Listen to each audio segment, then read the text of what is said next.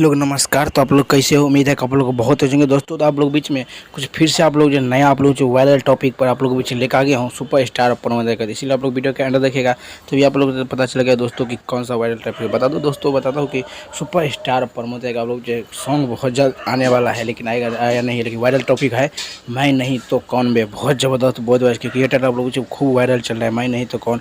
इसमें बता दूँ सुपर स्टार प्रमोद आप लोग को देखने को मिलेगा, या तो हिंदी लड़की देखने को मिलेगा आप लोग बीच में बहुत जल्द ही, लेकिन देखने को मिलेगा क्योंकि मैं नहीं तो कौन बे। ये टाइटल अभी बहुत ही तेज़ी से वायरल हो रहा है।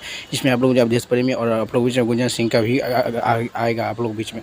तो बस आप लोग एकदम से गर्दा मचाइए क्योंकि बहुत ज़बरदस्त। बता दूँ कि दोस्तों कि आप लोग बीच में 9 घंटा में आप लोग बीच में एकदम से 4.5 लाख या 5 लाख व्यू आप लोग ले आते हो आप लोग बीच में जेल सॉन्ग पर। बहुत बहुत इसके लिए आप लोगों को धन्यवाद देता हूँ कि ऐसे ही आप लोग सुपर स्टार प्रमोद का आगे बढ़ाते रहिए। जैसे सुपर स्टार खेसारी लाल यादव आप लोग को बीच में आगे बढ़ाए, वैसे आप लोग सुपर स्टार प्रमोद को भी आगे बढ़ाइए और एकदम से देखते रहिएगा।